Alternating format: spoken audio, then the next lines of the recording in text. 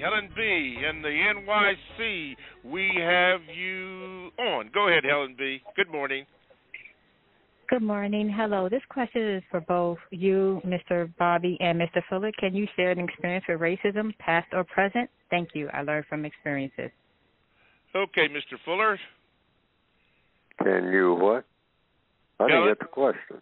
Kellen, can you repeat the question? Can you share an experience, past or present, with racism? Okay. An experience with racism? Yeah, she wants to. Can you share? Well, racism is something you experience every time you breathe. I was experiencing racism the day that I was born and even before then. The hospital I was born in, the label that was put on me, Negro. Before I was born, before my mother was born, my father, all of the people that came before me. That's experience with racism. Racism is not something you run into every now and then on occasion.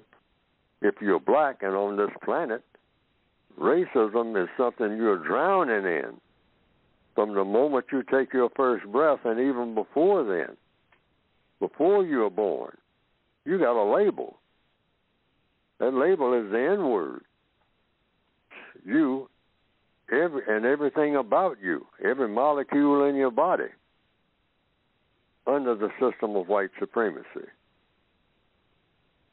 So when you talk about racial experiences, a lot of people have that view of it, that every now and then you'll run into racism.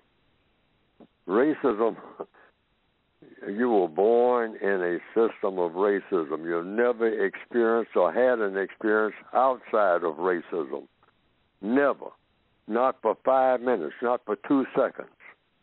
And that applies to every black person on the planet, whether they're aware of it or not. Mm-hmm.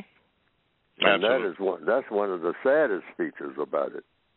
Because racism, many white people will say, oh, yes, well, racism is somewhere out there, and and black people do have to deal with it. That is a huge inconvenience for them.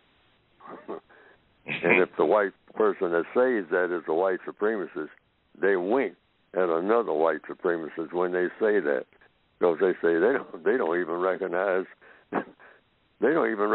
what they're in. They are in a prison. They're born in a prison and don't even know that they are in a prison. Yes, sir. Okay. Helen, usually I don't answer a question. It's just for Mr. Fuller, but I can do this. As Mr. Fuller just said, you don't even know that you're in it. I'm going to use one word, redlining. I didn't even know I was redlined until I was over 30, redlined. Okay, thank you for your call, Helen, and since you're the first caller, I believe, don't be a stranger. Thank you for calling.